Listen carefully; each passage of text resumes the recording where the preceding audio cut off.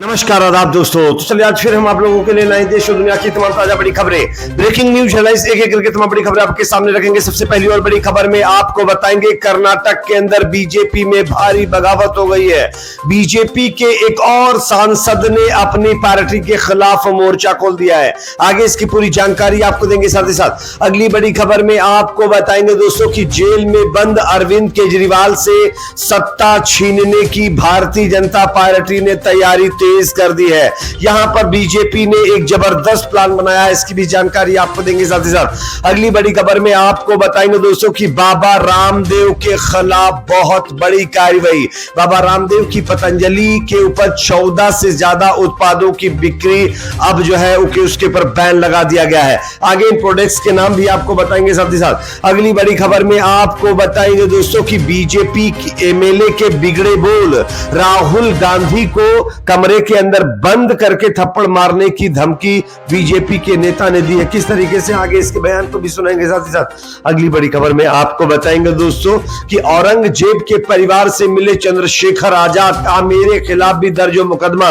अलीगढ़ में चोरी के शक में औरंगजेब नामक एक युवक को पीट पीट कर खत्म किया गया था। अब उसके परिवार से चंद्रशेखर आजाद मिले हैं। आगे इनकी तस्वीरें, इनके बयान को भी सुनाएंगे। साथ ही साथ अगली बड़ी खबर में आपको बताएंगे दोस्तों गाजा के अंदर इजराइल हमास के बीच चल रहे मुकाबले को लेकर के पिछले 24 घंटे में इजराइल के 23 से ज्यादा जवानों को लेकर के दुखद खबर सामने आ रही है। आगे इसकी भी जानकारी आपको देंगे। साथ ही साथ अगली बड़ी खबर में आपको बताएंगे दोस्तों कि ईरान के अंदर हाल ही में हुए प्रेसिडेंशियल इलेक्शन के बाद जिस तरीके से नए नेता यहां पर चुनाव जीते हैं, उन्होंने अब हिजबुल्लाह को अनकंडीशनल सपोर्ट देने का ऐलान कर दिया है, जिसके बाद इजराइल की उम्मीदों पर पानी फिर गया। किस तरीके से, आगे इसकी भी जानकारी देंगे। उससे पहले एक छोटी सी रिक्वेस्ट आपसे करेंगे दोस्तों, अगर आप भी चाहते हैं कि गाजा में तुरंत सीज फायर होना चाहिए तो कमेंट सेक्शन में सीज फायर जरूर लिखिए। इस वीडियो को ज्यादा से ज्यादा लाइक करिए, शेयर करिए, चैनल पर नए तो सब्सक्राइब जरूर कर लीजिए। बात करेंगे पहली और बड़ी खबर की। आप इस खबर को देख सकते हैं।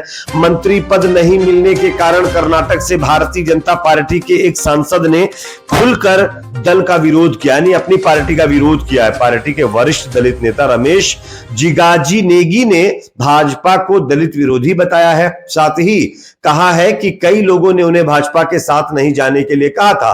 खास बात है कि जिगाजीनेगी 1998 से लेकर अब तक सभी लोकसभा चुनाव में विजयी रहे। इसके अलावा वह 2016 से 2019 के बीच केंद्रीय राज्य मंत्री भी रहे। मीडिया रिपोर्ट्स के अनुसार मंगलवार को विजयपुरा से सांसद जिगाजीनेगी ने कहा, मुझे केंद्रीय मंत्री का पद मांगने की कोई जरूरत नहीं है। उन्होंने कहा कि लोगों का समर्थन मेरे लिए जरूरी है, लेकिन अब मैं वापस आया तो लोगों ने मुझे बुरी तरह डांटा।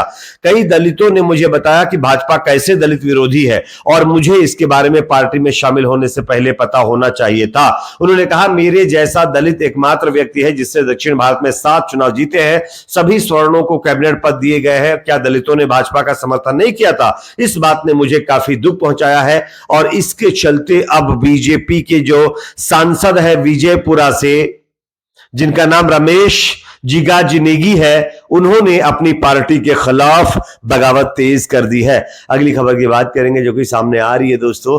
अरविंद केजरीवाल की आम आदमी पार्टी सरकार जो दिल्ली में है, इसको गिराने की तैयारी तेज हो गई है। बीजेपी ने इसके लिए नया प्लान तैयार किया है।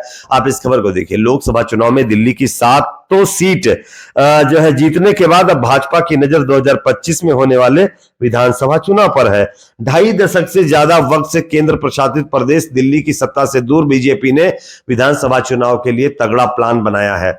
इस खास प्लान के जरिए भाजपा जेल में बंद अरविंद केजरीवाल की आम आदमी पार्टी को असेंबली इलेक्शन में पड़खनी देना चाहती है। बीते रविवार यानी 7 जुलाई को दिल्ली बीजेपी की प्रदेश कार्यकारिणी बैठक हुई थी। नेहरू स्टेडियम में हुई इस बैठक में पार्टी के करीब 2000 नेता और कार्यकर्ता शामिल हुए थे। मीटिंग का एजेंडा 2025 का दिल्ली विधानसभा चुनाव था।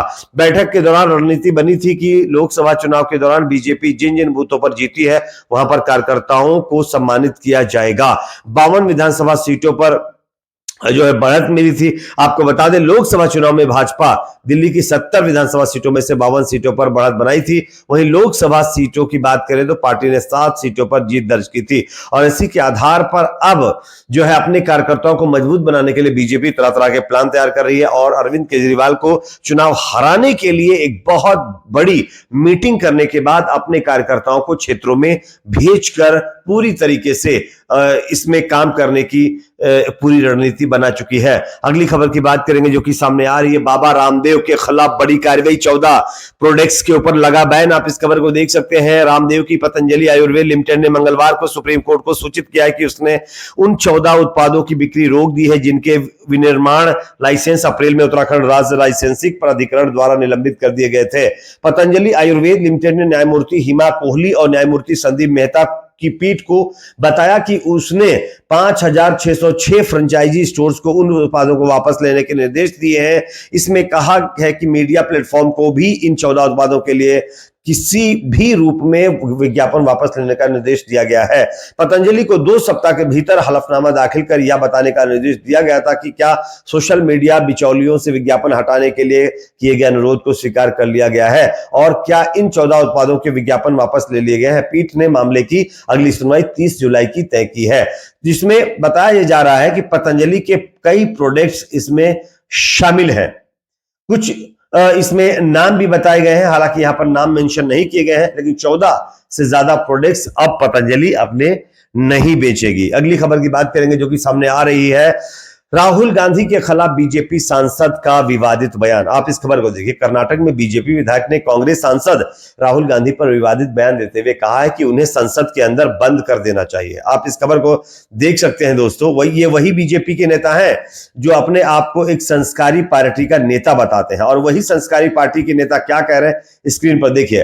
हाल ही में संसद के विशेष सत्र के दौरान लोकसभा में विपक्ष के नेता राहुल गांधी ने हिंदू धर्म को लेकर एक बयान दिया था जिस पर जमकर बवाल हुआ। अब उनके इस बयान पर प्रतिक्रिया व्यक्त करते हुए कर्नाटक में भारतीय जनता पार्टी के विधायक भरत शेट्टी ने विवादित बयान दे दिया है। उन्होंने कहा कि राहुल गांधी को संसद के अंदर बंद करके पिटाई करनी चाहिए।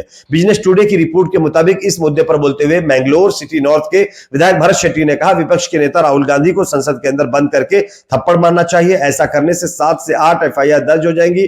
अगर विपक्ष के नेता राहुल गांधी मैंगलोर शहर आते हैं तो हम उनके लिए भी यही व्यवस्था करेंगे। यानी सीधे तौर पर हिंसा करने की धमकी बीजेपी के नेता दे रहे। अगली खबर की बात करेंगे जो कि सामने आ रही है दोस्तों। यहां पर जो है अलीगढ़ में चोरी के शक में पीट के खत्म किए गए औरंगजेब के परिवार से अब आजाद समाज पार्टी के नेता चंद्रशेखर आजाद मिले हैं और उन्होंने साफ कहा है कि मुसलमानों के ऊपर यह अत्याचार हम होने नहीं देंगे और इसके खिलाफ आवाज उठाएंगे। उन्होंने यह भी कहा कि अगर किसी को मेरे खिलाफ मुकदमा दर्ज करना है तो करे, लेकिन हम पीड़ितों से मिलना नहीं छोड़ेंगे। अगली खबर की बात करेंगे जो कि सामने आ रही है दोस्तों। इजराइल और जो है हमास के बीच गाजा पट्टी में चल रहे वॉर को लेकर के पिछले 24 घंटे में इजरायली सेना के 23 से ज्यादा जो सेना के जवान हैं वो अपाहिज हो गए। आप इस खबर को देख सकते हैं। Israeli army admits that 23 soldiers were injured in the past 24 hours including injuries in the Gaza strip as well as in north. यानी कि गाजा के अंदर पिछले 24 घंटे में 23 से ज्यादा इजरायली सेना के जवान इंजर्ड हुए हैं। अगली खबर आ रही है दोस्तों। हिजबुल्लाह को अब ईरान के नए प्रेसिडेंट ने अनकंडीशनल सपोर्ट का ऐलान कर दिया है, जिसके बाद इजराइल और अमेरिका की उम्मीदों पर पानी फिर गया है। आप किस पर क्या राय कमेंट सेक्शन में बताएं। वीडियो को लाइक शेयर, चैनल को सब्सक्राइब जरूर करें।